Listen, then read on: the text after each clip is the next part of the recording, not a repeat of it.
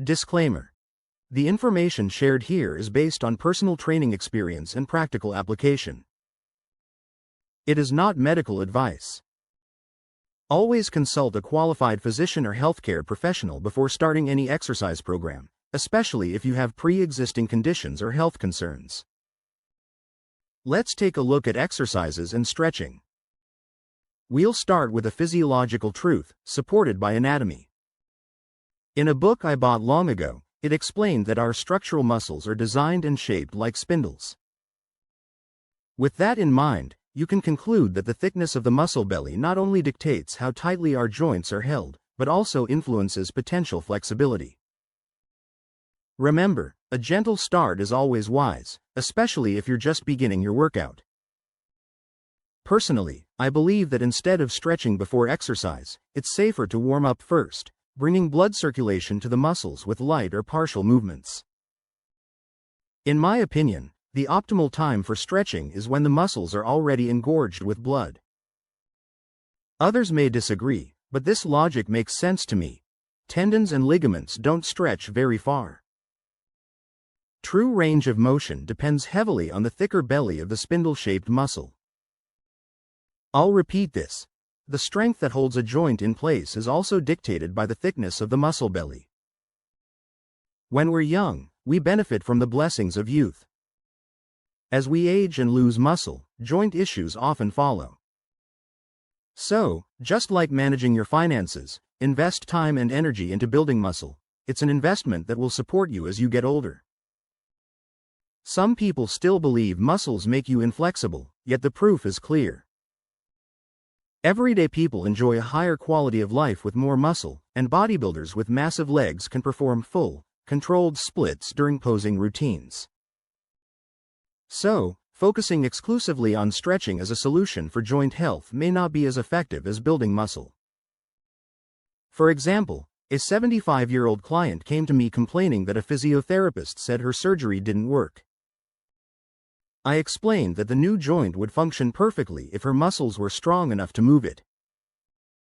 In her case, her muscles were too weak to lift her arm, let alone raise it overhead. I told her she had a responsibility to invest effort in her health. She took my advice seriously and within 3 months became a success story. Bodybuilding exercises with adaptations for structural issues. I am not biased against bodybuilding. Having lived that lifestyle myself, I've discovered a lot more than what meets the eye, especially as my clients aged. This led me to adapt exercise programs for seniors.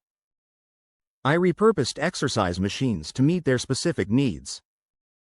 Understanding clients' bodies opened my mind and helped me see things differently. For instance, the body's overcompensation system is always present, regardless of age. Stimulating it makes total sense. Exercising muscles increases their size, and yes, this is true regardless of age, though it depends on the demand placed on the body through physical activity. I'm not suggesting that our natural structure is flawed.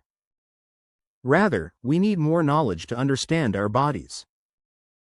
On the surface, some things may seem limiting, but understanding our design provides solutions. The importance of the triangular philosophy as we age, our ability to recover from daily activities, exercise, work, or simply moving around, decreases. It's like 2 + 2 no longer equals 4. If we try to maintain the same workload as in our youth, we create a consistent deficit because we cannot recover fully.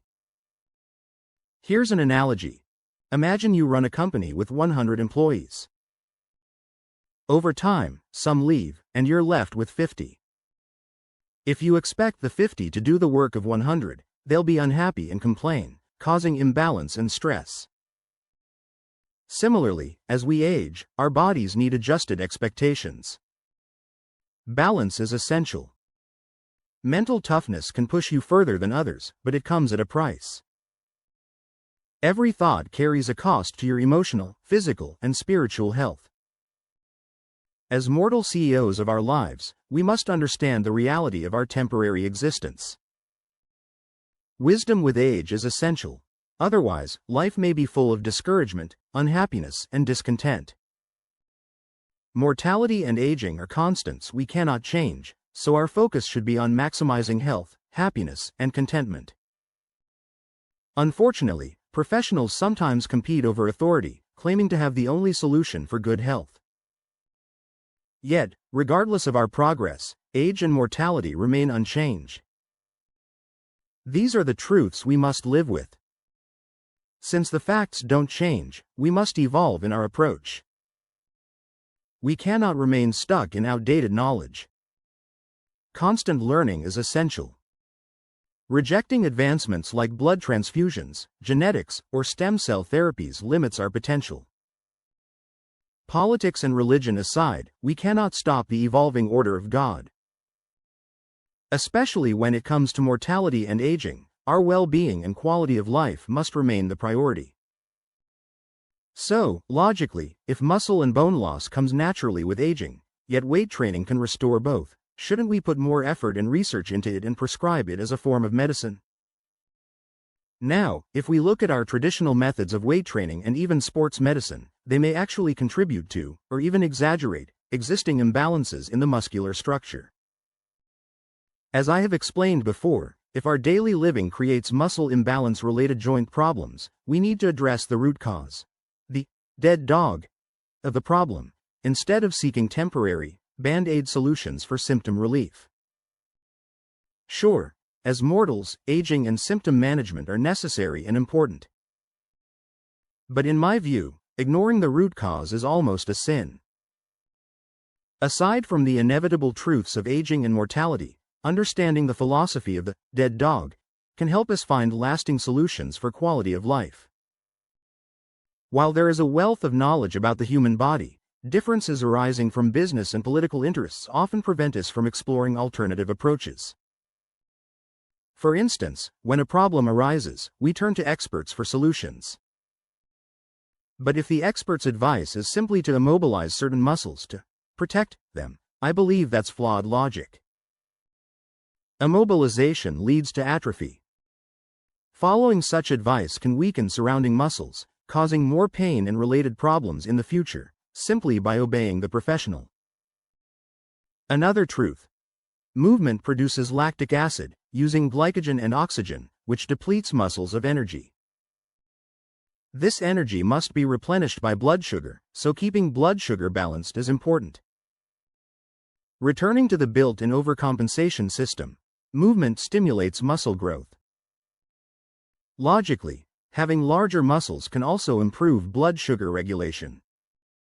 This explains why young adults can eat more and manage blood sugar better than older adults with less muscle mass. Since age-related muscle loss is inevitable, we need an age-appropriate, triangle philosophy-based plan: exercise, nutrition, and recuperation. Without this, we may eat out of habit, ignoring our body's actual needs. Physical activity stimulates the body's overcompensation system to grow muscles, and adding resistance allows us to further enhance that growth. Building muscle is not only about strength. Larger muscles store more sugar, raise metabolism, increase testosterone receptor sites, and make lifting and movement easier.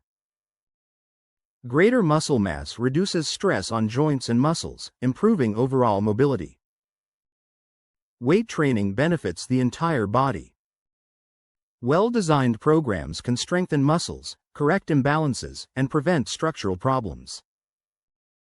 You can even design percentage-oriented exercise programs so that age-related and imbalance-related issues are postponed into later years when exercising may be limited. Achieving quality of life in older age is possible. I have many clients who can attest to this. Everyday life and muscle loss injury, age, or immobility-related muscle loss is inevitable. Yet daily living itself can create structural problems. Our design, eyes facing forward, knees bending forward, makes imbalances almost unavoidable.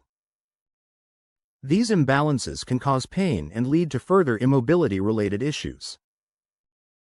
Disuse or lack of movement can cause conditions like frozen shoulder. Consider this. When holding a baby, we support their head because their neck muscles are too weak. As we grow, we naturally gain this strength. But age-related muscle loss weakens these muscles.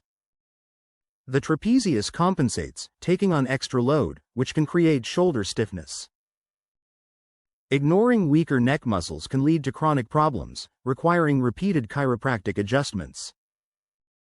Understanding the root cause, the muscle loss, is key. Several of my clients no longer need chiropractic care after strengthening their neck muscles. Tennis elbow. A known dead dog for tennis elbow is performing the wrong exercises. But I also believe psychological factors contribute. Overtraining is common. The triangle of CEO, sense of belonging, and sense of freedom must be properly balanced, with the CEO at the top. This allows you to decide how much effort to devote to others versus yourself. Imbalances in exercise, nutrition, and recuperation also contribute to tennis elbow.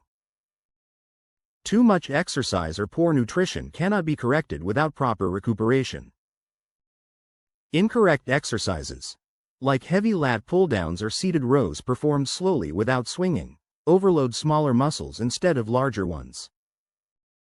This creates risk of injury, particularly as we age. Proper loading and percentage distribution are critical. Larger muscles require heavier weights to engage fully. Underloading the lats shifts stress to forearms, increasing risk of tennis elbow. Conversely, thicker lats support posture, reduce lower back strain, and prevent age-related spinal issues.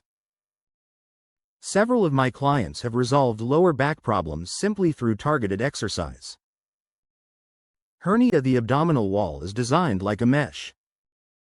Muscle growth thickens this mesh, reducing hernia risk. Some people are born with thinner abdominal walls, making them susceptible. Avoiding heavy lifting may protect them temporarily, but gradually strengthening the core through floor crunches and partial leg raises builds tolerance safely. Resistance can be added progressively, but hasty or improper loading may worsen the problem. Flat crunches and leg lifts, gradual leg extensions, flat or declined chest presses, and carefully adjusted pec deck and cable crossover variations can strengthen the core and chest while minimizing risk. Awareness and gradual progression are key. Frozen shoulder joint movement requires multiple muscles to share the load. Weakness in any single muscle can cause overuse, pain, or eventual movement limitations. Thus, the root cause of frozen shoulder often lies not in the joint itself but in muscle weakness from immobility. Age-related muscle loss reduces the distance between bones, increasing friction and inflammation.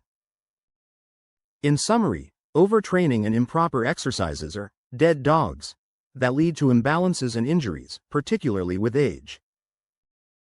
Slow, controlled exercises without understanding load distribution may be ineffective or even harmful. Understanding and addressing the root cause, muscle weakness, is critical to preventing long-term structural problems.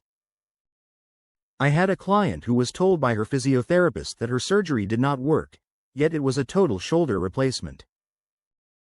The root cause of her problem was age and immobility-related muscle loss, which made moving or lifting her arm impossible. When I asked her to lift her arm, she could not. So, I started her with partial lifts and assisted her using a light lat pull-down. Initially, I helped her pull the weight down to lift her arm, which worked like a charm. We focused on strengthening specific muscles, holding the weight in front to engage the anterior deltoids, then working the side and posterior deltoids similarly. Within weeks, she progressed from lifting 1 pound to 3, then 5 pounds, and soon all her movements returned to a reasonable range. She went from being unable to lift her arm, to holding it without resistance, to performing full-range exercises. Her range of motion improved simply because her muscles grew stronger. At 77, without joint pain, daily activities became much easier, her quality of life improved. I am not against symptom relief. I am against ignoring the root cause, the dead dog. If we stop moving an area of the body due to pain, we pay a steeper price later. The human body is designed to move, and immobilization leads to atrophy. Consider a limb just removed from a cast. It loses mass, and although it can regain strength, the atrophy demonstrates how much the body resists immobility. Immobilization-related atrophy spreads to surrounding muscles, causing further problems. Simply following a symptom relief approach without addressing the cause allows muscle loss to continue. If the human body is designed to move, does immobilization make sense? Wouldn't it compromise healing, especially in the face of age-related muscle loss? This approach only makes life progressively harder to fight back.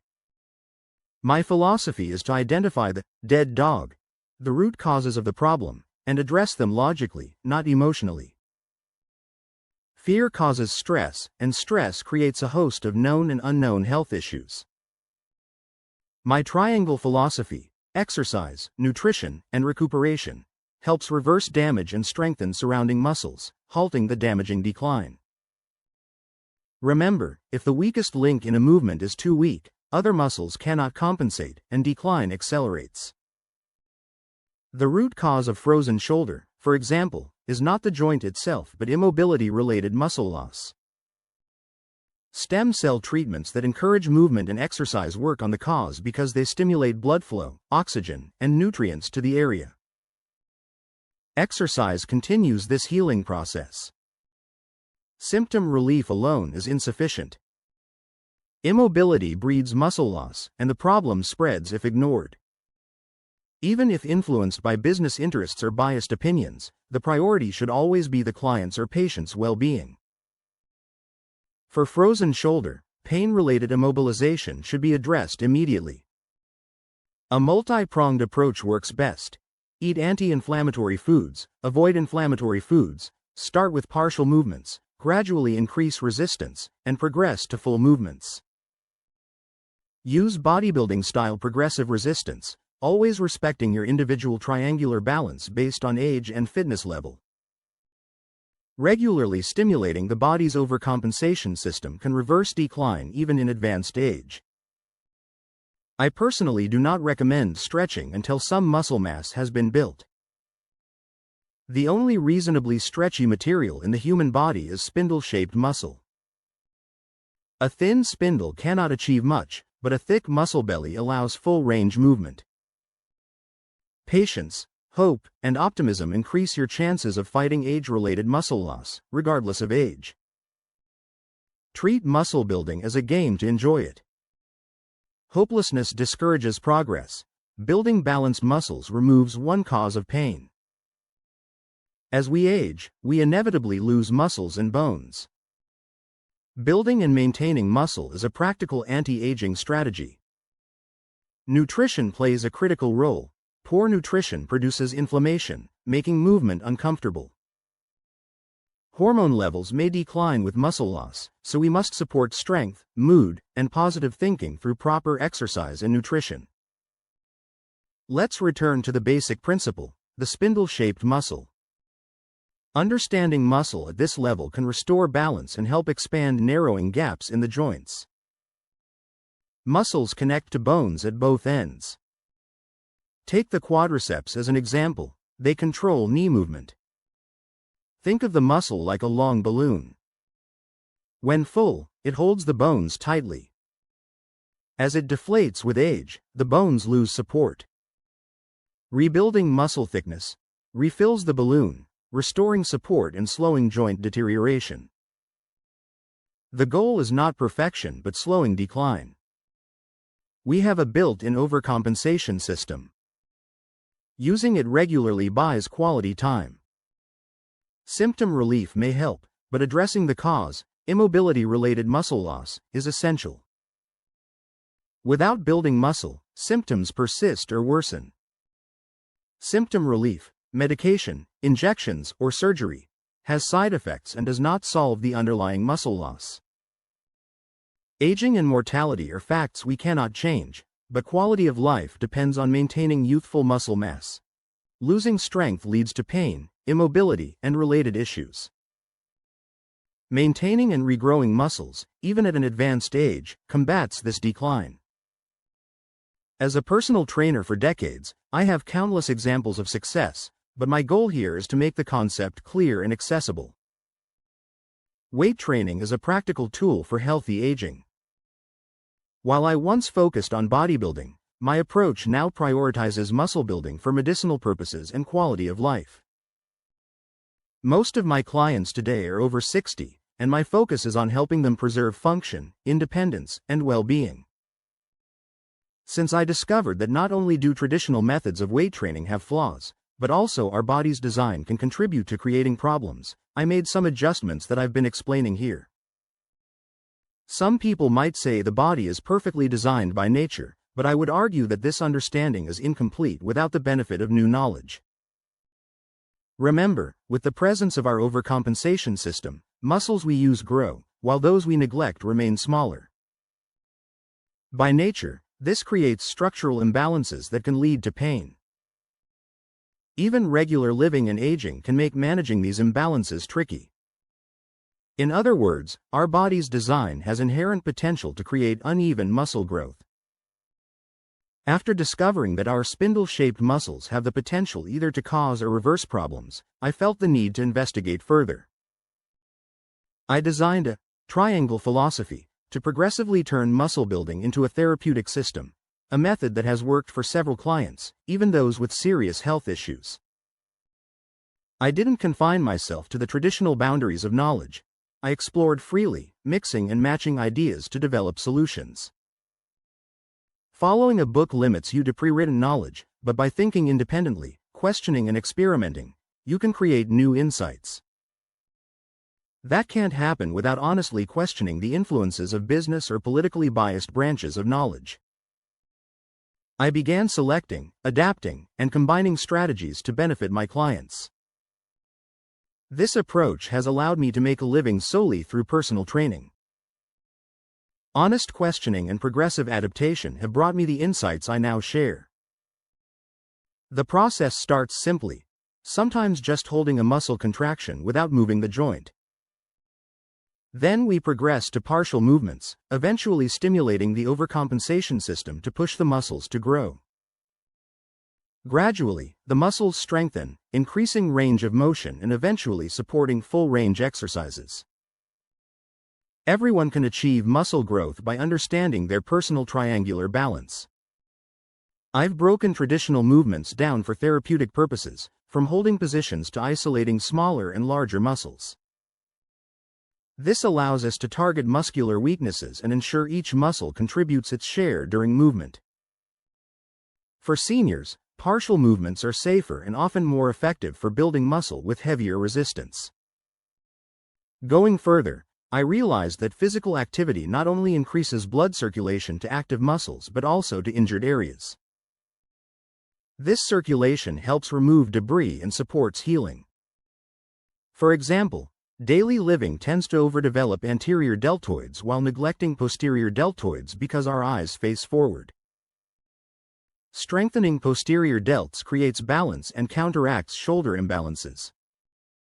Isolating smaller muscles, like the posterior deltoids, while temporarily reducing the assistance of larger muscles, allows these smaller muscles to reach full fatigue safely. Combining larger and smaller muscles without understanding the stress distribution can cause injury. Isolation promotes rapid development and helps correct imbalances caused by overuse or disuse. For instance, if anterior deltoids are larger and push inward on the joint while posterior deltoids are weak, pain and structural problems are inevitable. This style of training promotes progress with safety while counteracting imbalance-related pain. Exercising correctly maintains shoulder joint integrity and addresses structural issues. This is the dead dog that must be understood before pursuing symptom relief therapies. Now, consider lat pull-downs and chin-ups. These exercises can cause problems because smaller muscles, like forearms, are forced to handle the load meant for larger muscles like lats. Pulling too slowly increases forearm stress, risking fatigue and injury, such as tennis elbow, while limiting lat growth. Using a controlled swing shifts the load to the larger muscles, protecting smaller ones and promoting growth. That's why I avoid deep bench presses or strict rows for my clients. I increase intensity through exercise variation and longer sets, not dangerous lifts. Even at 80, my clients, especially women, show noticeable chest muscle growth without deep bench presses. My program focuses on functional, therapeutic resistance training rather than bodybuilding competitions. Popular gym sayings like, "If it's not difficult, it must not be right," don't apply in my training. Difficulty often reflects stress on smaller muscles, which is dangerous, especially for clients seeking structural improvements. Deep bench presses, which engage smaller anterior deltoids with the chest, are a common path to shoulder injury. The anterior deltoids are the weakest link. Overloading them inevitably leads to problems. I am not here to dictate lifestyle choices. My goal is to educate people about the root causes, the dead dogs, of their structural problems so they can make informed decisions.